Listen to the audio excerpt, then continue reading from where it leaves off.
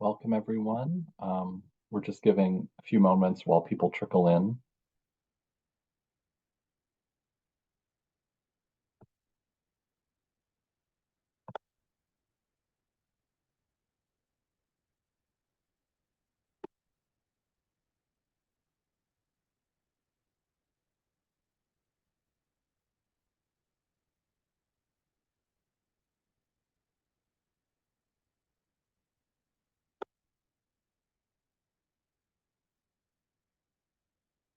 Thank you for joining, everyone. We're just giving a few moments while the attendance kind of creeps up here. We'll just start in a few moments.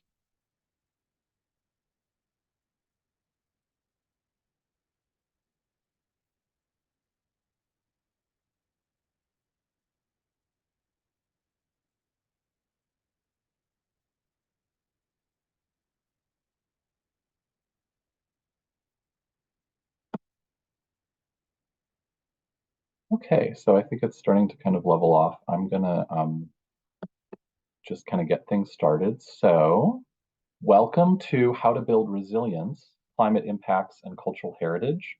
My name is Greg Stewart. I'm the Education Programs Manager at the Conservation Center for Art and Historic Artifacts, or CCHA, and I use he, they pronouns. I'm a white person in a yellow room with a couple doors behind me. I'm wearing glasses and a sort of bluish shirt.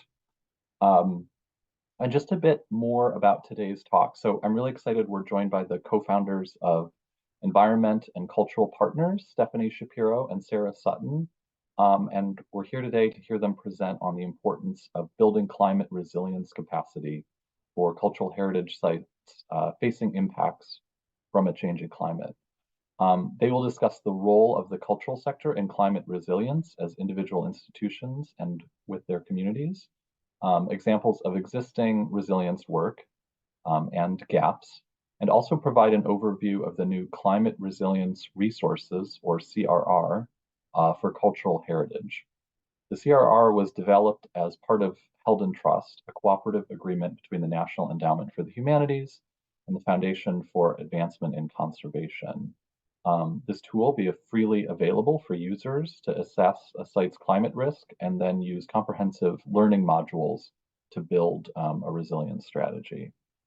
And so we're just really excited to be able to introduce everybody to this toolkit and these resources, which will definitely give you a framework and the tools you need to get started on your own climate resilience strategy.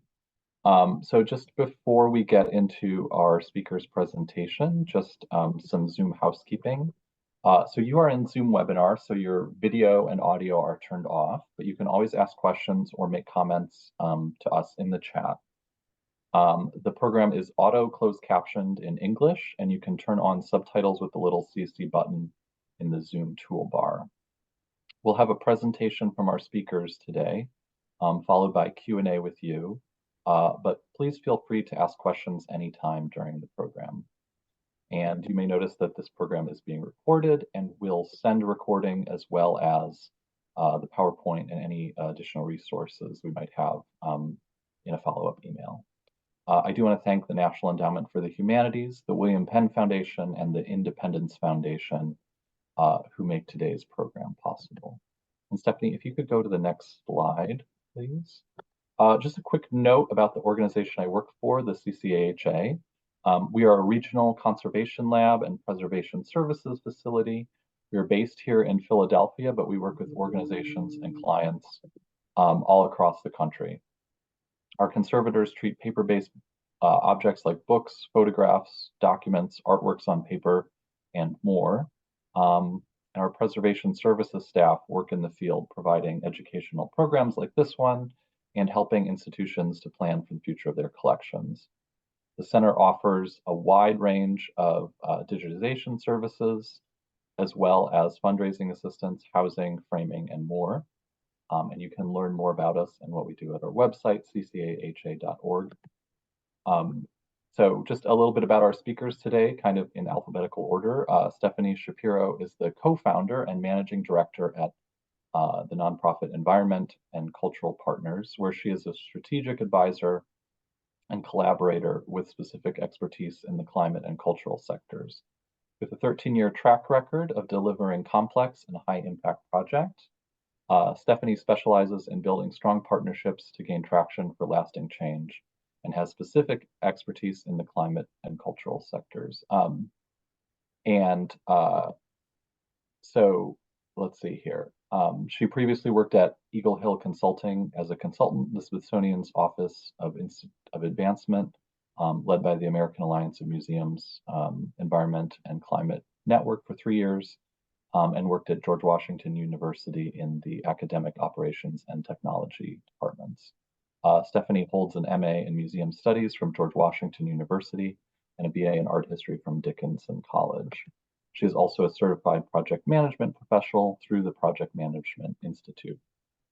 And Sarah Sutton is the co-founder and CEO of Environment and Cultural Partners, where she drives the organization's vision for sustainable and evidence-based climate action in the cultural sector. She is an international museum leader and award-winning climate advocate.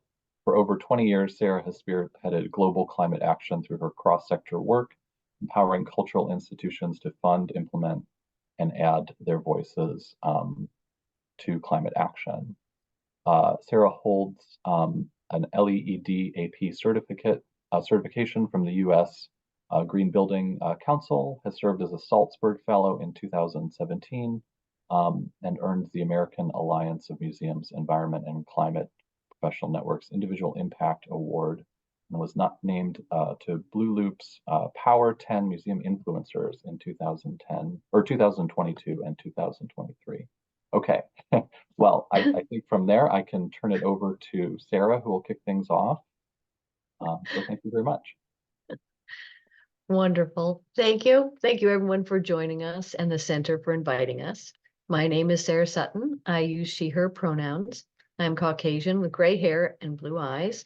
Today I am wearing a beige sweater with a black and yellow necklace made by a Passamaquoddy artist.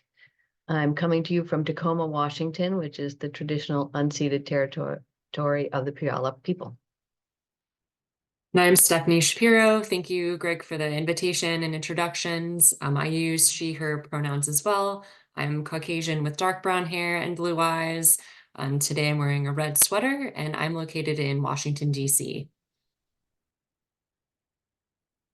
All right, well, let's get started. I see that we've already done our introductions, so we'll give you a list of the what our agenda is for today. We've done the introductions. We'll talk about climate resilience and why it's important for planning in the cultural sector.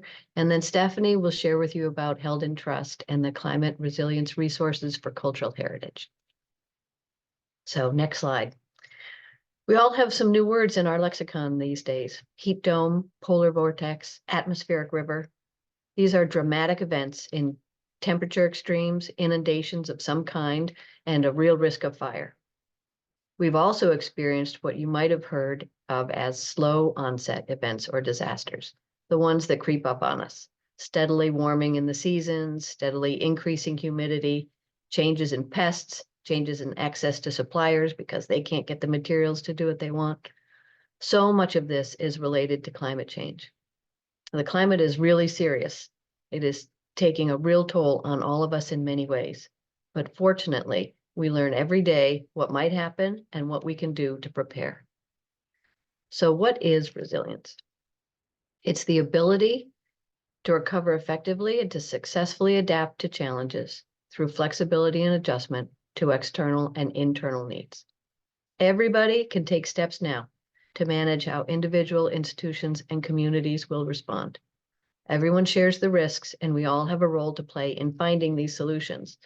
And together is what makes the difference, working together on this and helping cultural resources be more resilient in the face of growing changes is how we meet our primary objective of preservation and future access. Resilience through both adaptation and mitigation must be our primary concern. No matter what your role is, what you care for, what the size of the institution is, what your available assets are, resilience in the face of escalating climate change is essential. Engaging in climate resilience is critical because we are uniquely in a position of trust and responsibility within a community, and so we have a powerful role to play. What we're going to be asking you today is thinking about not how to just protect your objects or your building, but how doing so and working with the community can help the community be protected. It's not just about us, it's us for everyone and everyone for us. Now, let's think about this. Does this look familiar? How many of you donated PPE to hospitals at the beginning of the pandemic? How many of you had to find ways to communicate appropriately with the public and other staff members about masking for everyone's safety? COVID-19 has been teaching us some things. Next slide, thanks. How many of you saw museums, parks, and neighborhoods transformed into food gardens for those who are out of work or those who couldn't safely visit a grocery store? Next slide. And some of us felt stranded, just the way a community might after a disaster. This is an example of an historic site, the Mukai Farm and Garden on Vashon Island here in the Tacoma area. Historically, it was a fruit farm and a packing warehouse. It became a COVID-19 testing site because it had an outdoor open space with a circular drive that vehicles could come through and people could get tested from inside their cars and then exit safely. And because our historic sites all have signs directing the public to get to them, everyone knew how to get to this testing site. The reason it was so critical is Vashon Island is an island. You get on and off it on a ferry. And when the ferry travel was restricted and so many people needed COVID tests, this was the only way to do it. And the historic site stepped up. My feelings about this, next slide, please, are that COVID-19 taught us so much about how to deal with climate change and risk and resilience. It disrupted our systems. It disrupted our health systems, economic systems, educational, food, social systems, everything. The climate crisis can do the same. And tackling something so complex as the pandemic and the climate crisis requires similar approaches that we've learned well over the last few years. If you look at this list right here, the response to the crisis is on the left, and whether or not it applies to COVID or climate is on the right. Science matters in both. Data for planning and response matters in both. Innovation matters in all of them. And we can learn things from history. We can learn things from sharing the resources that helped us get through it. We know that community engagement mattered and communication mattered. So how do we apply that to the climate crisis? Next slide.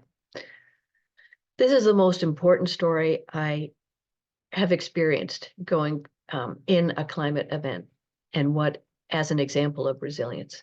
So this is the Museo de Arte de Ponce. Some of you may recognize it, that it was given many national and international awards for its response to Hurricane Maria, in which it put the needs of the community first and used the resources of the institution as best they could create them at that moment to help the community.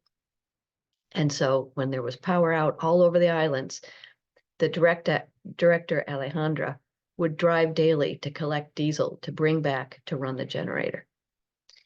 And she says in articles about it, after they turned on the power, they had plumbing and they had air conditioning, they had lights, they could charge cell phones. She said, people come in saying at the entrance, I've lost my house. And they're sad when they come here, but when they leave, they have a smile on their face and they say, this was good for me. This is a great way to see things can be done and we can move forward. This is what we're looking for. Protect the cultural resource so it can do the good it was created to do. Ultimately, resilience will ensure that the long-term preservation of cultural resources by helping stewards and communities prepare for hazard events, respond in an organized way, and adapt to the changes already underway, and ultimately be able to plan and implement mitigation strategies. So let's see another. This one, all of the historic folks in the room who are panicking when they see those icicles on the side of that building, relax, take a deep breath. They did resolve it by adding a heating coil constantly on during the winter that would prevent this from happening. This is an adaptation we're making to changes in weather events that are different than what we've known historically in the past and what our buildings have been built for.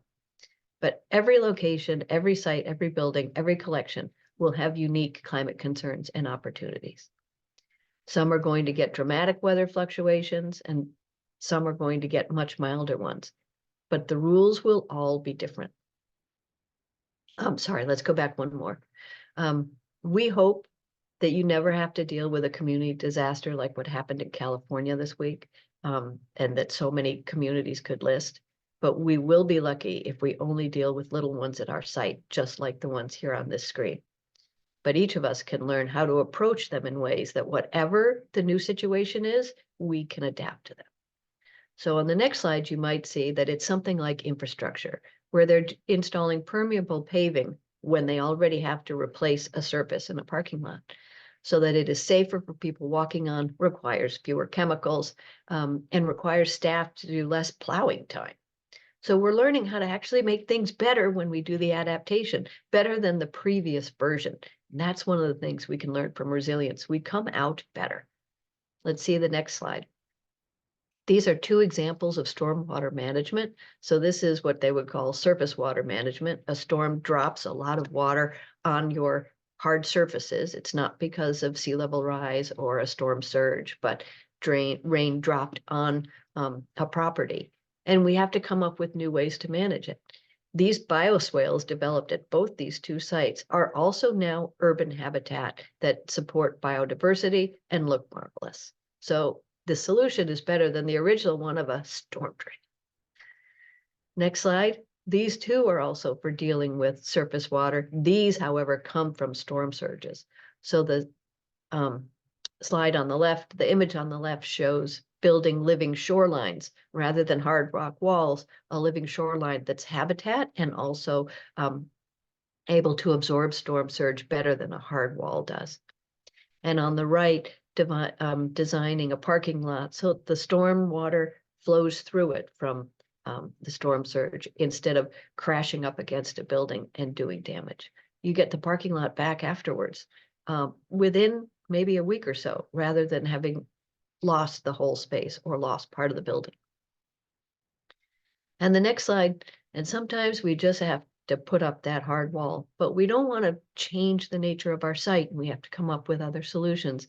And Vizcaya here has regular drills installing a tiger dam. That's the inflated orange piece you see on the right that prevents storm surge from coming up through that alleyway. They fill the dam with seawater in order to prevent seawater from filling the site. Next slide. But you might be thinking, what about all these other things that are not dramatic and they're not infrastructure things, that are something that I have to deal with every day where I don't make the decisions about changes in our landscape or our building structure? Well, climate change is dynamic. It's happening everywhere and in so many ways, and the effects are unevenly distributed. So while you might be dealing with higher humidity, somebody else is dealing with power outages. You might be dealing with extremes of heat and cold, but somebody else is dealing with pests. And this is a key thing that you're going to learn about in the climate resilience resources we're about to share with you, that sometimes these are sequential events that we call them cascading, and sometimes they happen all at once. They build on each other. We call that compounding. And understanding how these all interact with each other and with cultural materials and buildings, operations, and your community is pretty complex. But the tool we're creating is designed to help you sort through those complexities and plan using your priorities. It becomes much more manageable to assess those vulnerabilities and establish priorities if you have a step-by-step process and others to help you. That's where you're going to combine the tools that Stephanie will tell you about, plus your own knowledge to identify your specific vulnerabilities and explore them for actionable responses. And boy, it's a field, we're really good at this. See this list of all of these planning resources you can easily access? Just look at them. Now there are more to help you take the next steps, and that's to plan for resilience. That's the last one down there, the Climate Resilience Resources for Cultural Heritage. And now I'll hand it to Steph.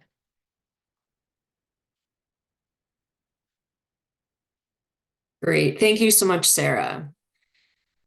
So I'm going to give a little bit of background on Held in Trust and how we got here to the Climate Resilient Resources for Cultural Heritage, and then provide a very high-level overview of them.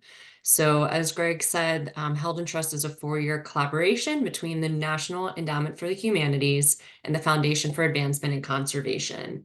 And so this project examined the challenges, opportunities facing preservation and conservation of cultural heritage through the lens of critical issues resonating in many areas of the field, but also in the world today. And so it took a broad look at where the field has come from, where we are, and what our future must look like. And with over a group of 150 people, we had a steering committee, 9 working groups. We established a vision and recommendations and key findings for 9 subject areas. And this work culminated last April in a national convening. And if you go to the FAIC website, you can explore the report, which has all of this information in it. And of these areas of study, there was a Climate Crisis and Environment Impact Committee.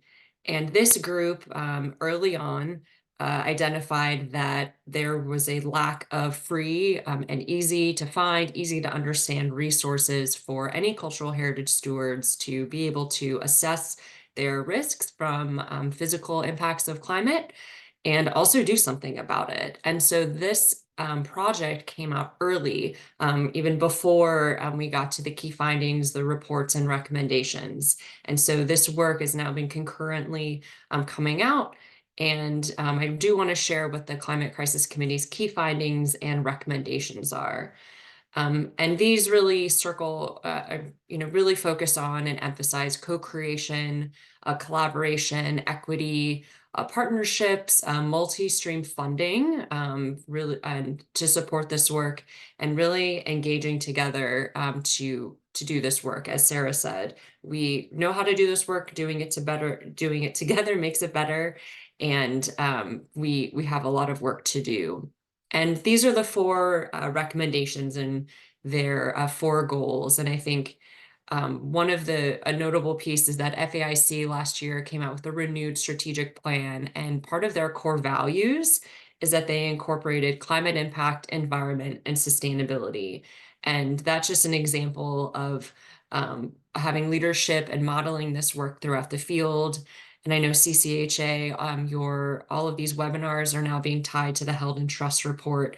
And so there's lots of links here, and the more that we make, the more progress that we can take together. And so we're excited we have these resources. This is our first kind of public presentation on the resources since the first phase was launched in December. The rest will launch March 13th, and I'll get into what some upcoming events and information are at the end of here. But I do want to get into just a high-level overview, and this is the website at the bottom where you can go where everything is housed. And just to kind of level set where we are, the goal for this project was really to provide free, easy to understand, digestible way to really start thinking about and implementing climate resilience. And so trying to meet everyone where they are. They might be at a stage of not ever thinking about it, or maybe they've done some work, maybe some adaptation work or mitigation work, and trying to think about resilience and being proactive. And as a result, we're trying to enable anyone, any cultural steward, anyone who has a role related to cultural heritage, a site or not, to really be able to think about their strategy for themselves and their community. And we've had over 50 experts plus being involved in this project. And so we're excited, again, to share them. So what are the resources? So they are consisting of, at a high level, a climate resilient strategy guide, 8 learning modules, a hazard risk assessment map, which also includes site level reports, a site level vulnerability assessment survey, terms and definitions, a how-to for forming and sustaining learning groups with templates that you can use, and also examples from Puerto Rico and New Mexico learning group participants of why this work and these resources are important. So I'm going to take you through in our kind of suggested journey of using the resources, and you can see how these pieces fit together. So our first few learning modules, 1 through 3, really give you a kind of level set of what resilience is, gives you some terms and definitions, nomenclature of where to start.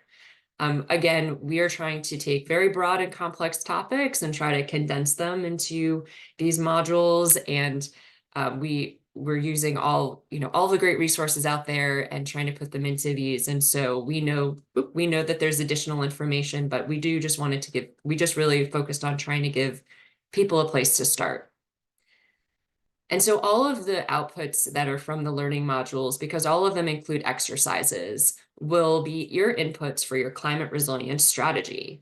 And so we have a guide, and this is just the outline of what the components could be. These are suggested for your resilience strategy. And we're not calling it a plan. It's really your strategy, because it's going to keep being updated. It's going to need to be reviewed. And sometimes you might not have the information you need to even act on it. So these are the components and we have listed the modules next to them that correspond to each component.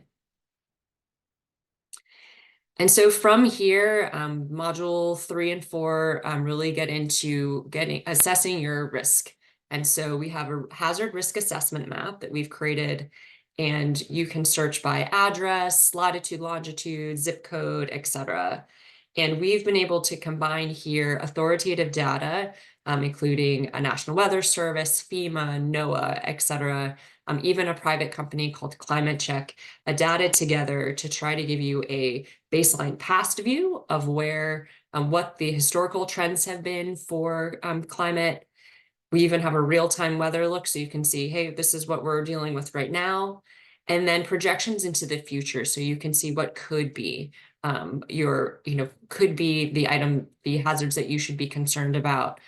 One limitation I do want to say is that some of the data is not available for all locations. So this includes mainly Alaska and Hawaii and some of the territories. However, we do have a feature, a site level report that is available to everyone, all locations. And so I'll get into that in a little bit. But for this demo, we are going to focus on CCHA's headquarters in Philadelphia, Pennsylvania. And so this is the homepage of the map where you would enter your address or site. I just also want to note you can also navigate to the site and click around, and information will pop up for that area. So one piece too I want to share is that a lot of this data is based on census tract. So as you can see, the aqua box on the right is the tract where CCHA is located in. And so this information that's being pulled is reflecting that. And just to give everyone a sense, there is a river here that's cutting through here, and all of this is city around where CCHA is located. And to Sarah's point, like your location the best, and so you need to consider the context of your location of where you are, but also your individual site when you're looking at this information. So CCHA is right on the water, and you have a lot, but not as close as you could be, but it is a consideration when you're looking at these risks. So this view is FEMA data. Again, this is our historical baseline. And based on this information, heat waves and riverine flooding are our top risks that we're looking at. And I just want to point out 2 other features on the map are that we are linked to the Justice 40 map that's available from the federal government that does indicate if an area is disadvantaged or not per their context, as well as the building codes. I'm blanking on what that is out of, but that's showing if the area is resistant or not resistant. But the buildings are based on, I think, county information. I can look back on that. So this is another view. This is where you can change your views up here. This is climate check. This is what we're considering early century, and this is now through 2050. And so now we're looking into the future. And so here, this projection is showing that precipitation and heat are our priorities to consider. So this isn't far off from FEMA. This is what we're experiencing now and kind of and tracks, as well as having some flooding and flooding, which is also a high severity risk. All of these hazards you're able to turn on to view. Right now we're looking at the precipitation view. And then if you press this, click this caret here, projection details show up to provide additional information about that hazard. So for example, right now we have here the past total rain per year, and this is based on the 1990 average in inches. So it's about 46.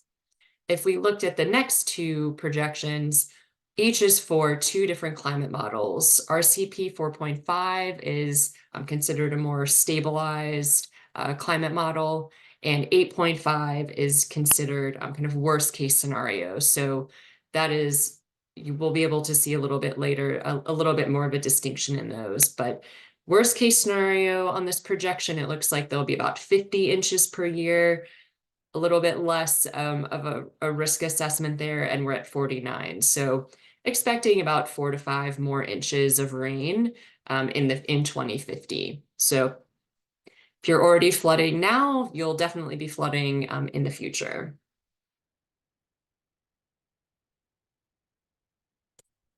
This next view shows the same time period as climate check, and this is NOAA data. So again, this now through 2044 time period. And we're using, this is a unique aspect of this map because NOAA does not have a severity estimate. So what we've done on this map is cross-reference the climate check data with NOAA's information so that we can provide a generalized severity estimate for you. So again, these are the 4 NOAA events that we have, that they have available that we've used. And so extreme heat and flooding are, again, both of highest concern here. In the early, and I'm sorry, we only have the severity estimate for early century. We don't have it for the mid and late century NOAA data. We decided that those timeframes are a little too far out to be able to have really an accurate cross-reference of data. So really just wanted to apply it to the one that's coming up next.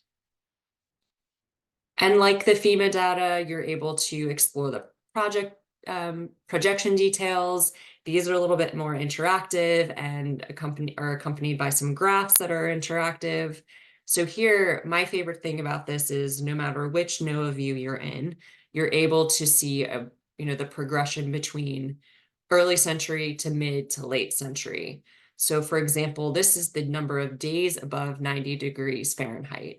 So we're in early century and we're starting around 48, 49 days. And by late century, we're going to be over 90 days. So again, it's helpful to see that there's an increase. Sometimes there's a decrease depending on what the hazard is. And again, thinking about that information in context with you and your site. And this is the next mid-century view. Again, we don't have that severity rating, but we do have projection details under here, so you can learn, so you can have more information there.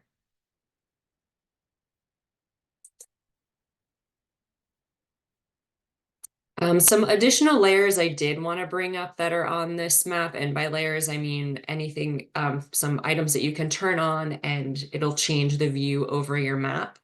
These are located over here. We have, again, that FEMA building code adoption. That's what this is over here. We also have available national redlining map, a native land digital map as well. We also have a flood factor risk statistic, and I turn that on here just so we could take a look.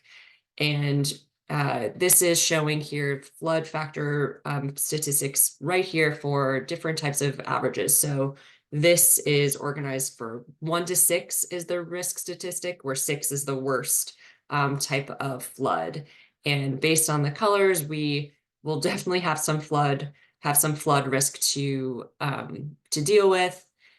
And we have some additional data here of the number of events. So the average risk of an event that scores a 1 is 50 and 6, 121. So again, we're going to have user guides that accompany this, but I did want to be able to share what the breadth is of this information. And the next step is what we recommend is to run a site level report from Climate Check. So this again, your risk assessment numbers or your scores will be probably different for your site as they are for that census data that is in the map, but they're, generally relative. You're able for free to generate a very detailed full report. Here we have storm risk at extreme and heat risk at very high. And so based on the historical data that we looked at in FEMA, looked at the climate check data for the census and NOAA future data, it tracks, right? It makes sense that these are the two largest concerns. And so once you've gone through the map and completed module 3, you can move on to module 4. And this is when you can think about your individual site or location's context. So the team created a climate risk vulnerability assessment tool for cultural heritage. This was adapted from the Heritage Preservation Foundation for Advancement and Conservation's risk evaluation and planning program. And so using the information that you've seen in that map, we've recommended using the climate check data. You can insert into this spreadsheet the likelihood of that hazard that you think that based on your information, right? This is just a guide, a survey for you to use for your site, what the likelihood of that hazard is. You can then think about what the risk of the damage is. So if you choose, let's see, an attack or infestation by vermin, rodents, bats, or birds, or insects, if you think that, one of the likelihoods of the hazard is one thing, is F5, and the risk to the damage of perhaps your wooden structure is also a 5, then you would have a 25, you would score a 25 vulnerability rating. So again, this is for you to use, this is internal, this is for you to adapt as you see fit. There's a variety, there's many more rows of hazards that we have on here. So we've tried to think of as many as we can, but there is space for you to add additional ones. So after you've used this for your individual site, there are additional learning modules for you to go through. And this really, all of this input, right, is still going into that resilient strategy that you're developing. And this is where our learning groups come in. We've been having 2 learning groups, one in Puerto Rico and one in New Mexico, working together to not only pilot and review the resources as we've been developing them, but they're also developing their own resilience strategies, and they've been doing it together. And so we're hoping that this is a model for other communities and groups to be able to replicate. And we are going to provide resources on the website for suggested kind of meetings, what the topics can be, agendas, templates, and we'll also have examples from the participants of why they think that the resilience strategy was helpful. We'll also have a how-to guide with just suggestions for both forming and sustaining that learning group. We know that working with any sort of working group is a lot of work, and so we just have some suggestions and tips and guidance that from our experience that we'd like to share. So I know that was a lot of information. I know there's a lot of technical pieces there that I ran through pretty quickly. We have coming up a variety of presentations, workshops, etc., that are going to dive more into the resources as we prepare for our March 13th launch. We will be at the Virginia Associations of Museums Conference, as well as the American Alliance of Museums Conference. We will be having free public webinars on the resources as well, March 20th, 27th, and the 3rd. And we're already planning on additional workshops and meetings throughout the year. So we are definitely hoping to see you there. I will make sure CCHA, you have all the information about all the webinars and any additional events that we have coming up, so that you can share it with everyone. And before I head into Q&A, please reach out to us if you have any questions. We love to hear from anyone. Thank you again, CCHA, for having us. And I will turn it over for the Q&A, and I'll stop sharing my screen. Thank you, Stephanie, and thank you, Sarah. So this is your time for any questions for either of them. And there's been a nice conversation happening in the chat that I just want to call your attention to. So specifically about this question about whether the resource is kind of talking more about concern for the actual damage to physical structures rather than potential flooding. And so I just wanted to just sort of verbally read these just so that people have a sense of this too. So Sarah responded that the concern about precipitation is often flooding because surface systems can't handle the volume. So the water will be trapped on your site or in the streets, and water intrusion either through wind-driven rain or through overwhelming the runoff systems of the building. So pooling and leaking either at roofs, windows, or doors and basements. So thank you for that clarification. I do want to add, sorry to cut you off, just please. to add on there, and I'm sorry, I didn't mention this. So there's an area on the map, there's a small I button next to every hazard.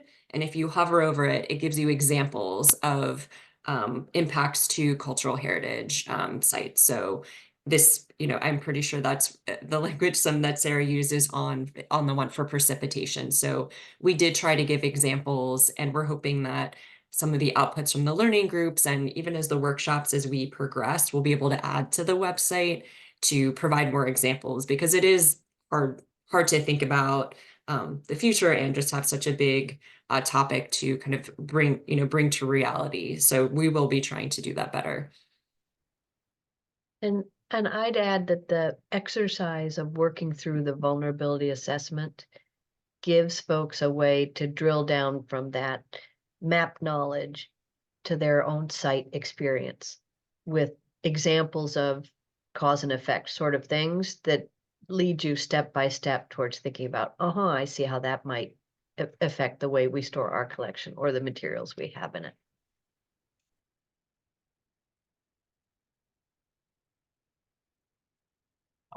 So any other questions? We welcome them now. I guess maybe while people are thinking and gathering their thoughts and questions, I was sort of, to me, what's striking about this resource is the importance of these kind of regional working groups.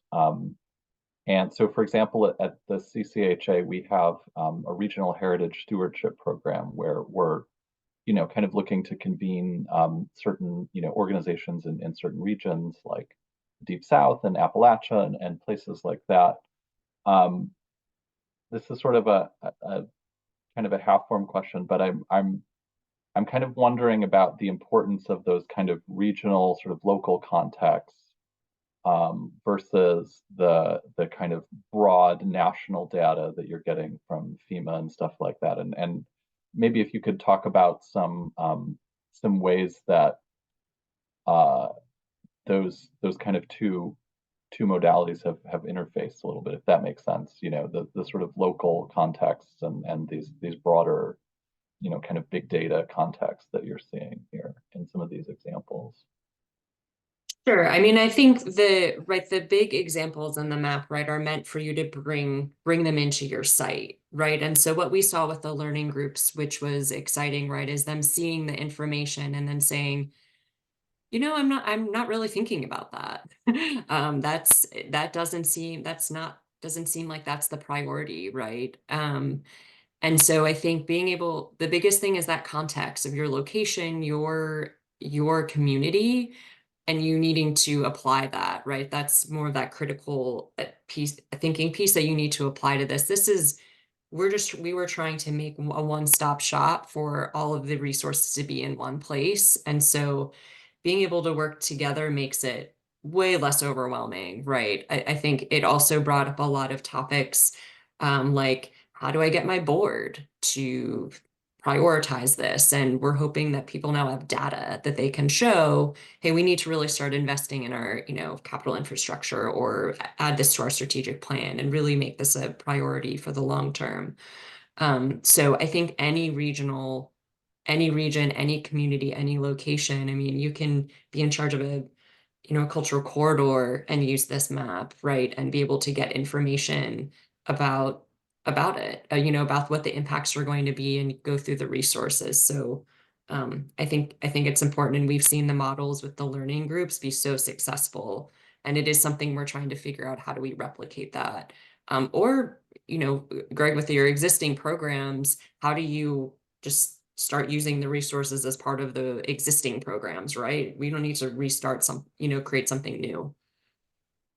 Yeah, thank you for that.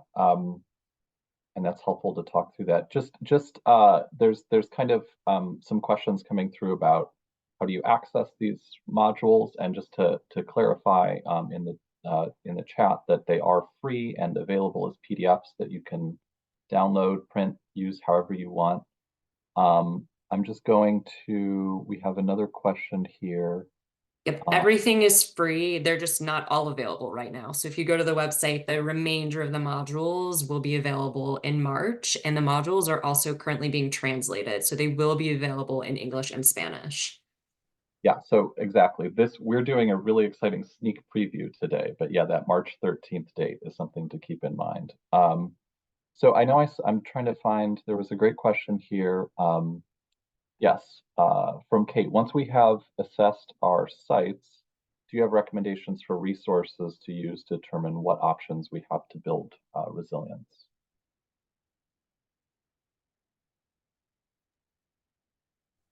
Oh, and I can take that from the point of view of the modules. So in working on this project, Stephanie pretty much managed the whole project and had a lot of focus on working on the map. I had a role with the team that was part of the content development, excuse me, for the learning modules. And they're designed in 8 steps in order to take you through the process of understanding what resilience is, using the map to understand what's coming towards you, to have a conversation with your board and staff about how to plan, and then assess your vulnerabilities, and then start working on your plan. And so each of the way through, when Stephanie mentioned that there are activities and resources in the module, the activities are like baby steps of developing a resilience plan. And the resources are extra places you can go look for information or examples, because we can't anticipate for everyone what the situation will be. And if we wrote a module that did, you'd never read the whole thing. There are lots of good resources that we didn't want to also spend time and money to recreate, that are out there, that are being updated very rapidly as we learn more about how to deal with climate change. So the modules take you through each of those steps. You get to adapt that to your site and to the way your organization works, and whether you do it alone or in a learning group. But it's all there for you to walk you all through the process. Thank you. We have, I think this is more of a comment, but this is making me think. I'm wondering if there's, Michelle is saying, what a wonderful tool. I was also interested to hear the examples you gave of museums helping out their communities after disaster. I'm just curious, that's leading me to think, are there other examples of some of this community work that you've come across that you might be willing to share?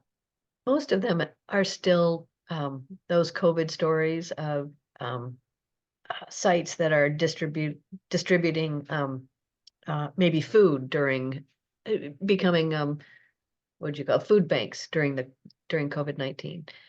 But we've started to see museums that are thinking about being cooling spaces or resilience hubs of some format.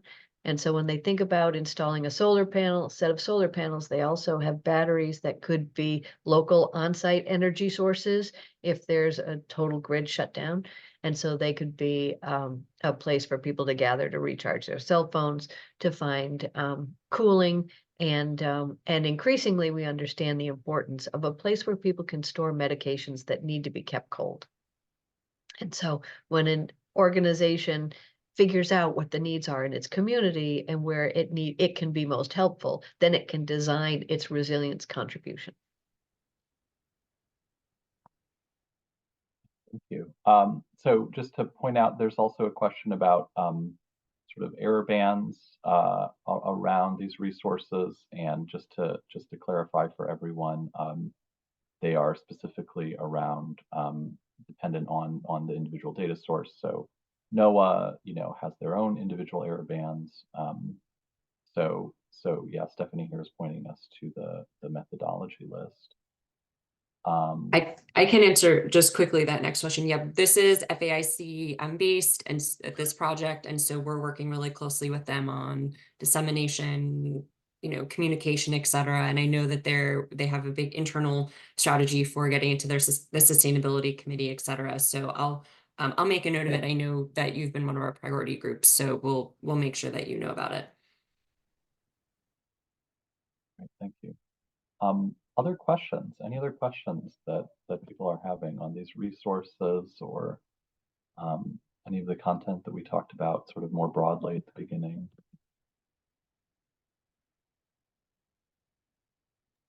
I'd love to know how many people went to the map and looked for their own space. Just put a Y in the chat if you did that, or you're doing that, a Y for a yes.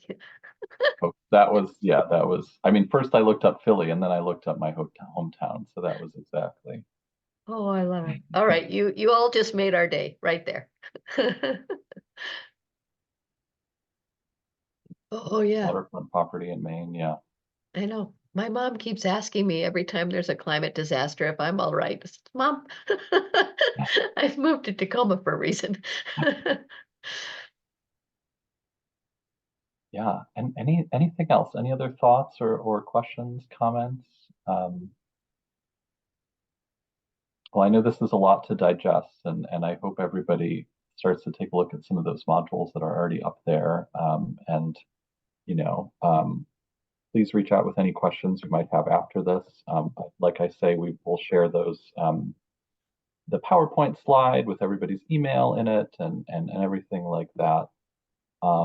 And I just wanted to say a huge thanks to you, Stephanie and Sarah, oh, actually, you know what? We have another question. I'm going to, before we wrap up, let's try to get this one here. I love the idea of utilizing historical sites as an energy and food resource. How common has that been implemented? We've seen it more, I would say on the energy side, we're seeing it more. The microgrid community, like being able to provide nonprofits or other groups, with reduced costs, clean energy. We're seeing a lot more of that, I'd say right now. And then food resource, I would say it's been off and on. It was a lot during COVID, but it's also during some natural disasters. We've seen some. Sarah. Yeah. Well, and I had a conversation with a historic site yesterday that was interested in figuring out how to save a hydroelectric pumping plant.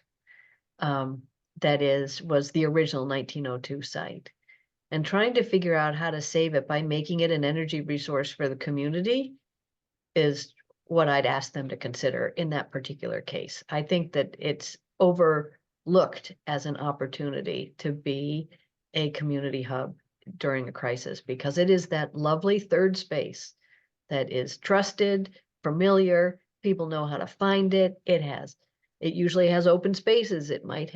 Your museum probably has a cafe and a refrigerator and all sorts of things that make all the difference for a community in a crisis. And by strengthening those resources for the community, you build your own resources for taking care of your cultural resource.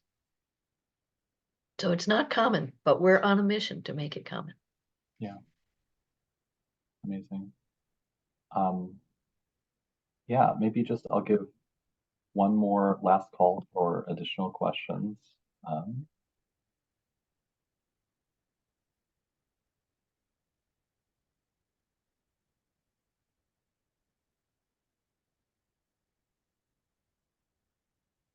okay, so I'm seeing in the comments considering having a community garden at the Laurel Valley Sugar Plantation in Louisiana.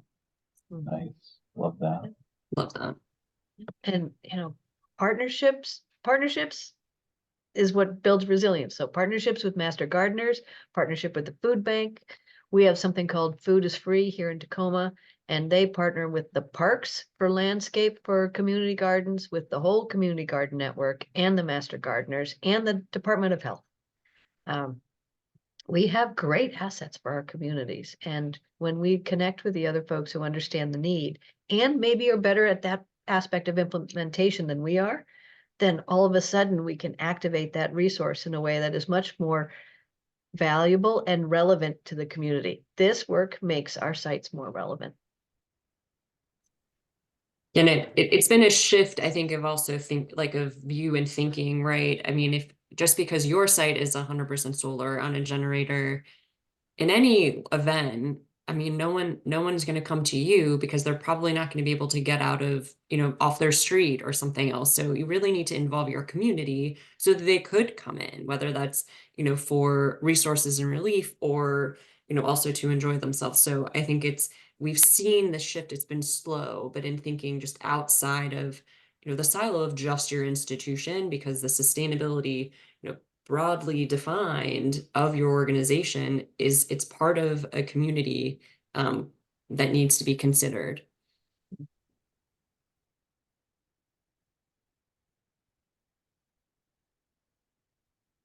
Thanks. Yeah, thank you. Let's see, any other questions or thoughts? I think you've given us a lot here to think about, and this is such a great tool. I'm excited personally to dig deeper into this, and once those other modules are released, I think that's going to be just so helpful. So yeah, just we're getting some thanks in the chat, and I want to echo those. Thank you, Stephanie. Thank you, Sarah, for speaking with us today. For demoing these resources. Big thanks to Camilla Dawson, who's been working behind the scenes to make sure that this webinar is running smoothly. Thanks again to the National Endowment for the Humanities, the William Penn Foundation, and the Independence Foundation for supporting this program, and to all of you for showing up today. And our next webinar is actually going to be next week. It's called Creative Solutions for Accessibility on February 15th at noon. So we hope to see you there. And so when this program ends, you're going to see a little pop-up with a survey. We'd love it if you would take that survey just to let us know how we're doing. That helps us make our programs as good as possible. So thanks again for joining us today on this afternoon or morning, whatever time it is where you are, and we'll see everyone soon. Thanks again. Thank you, everyone.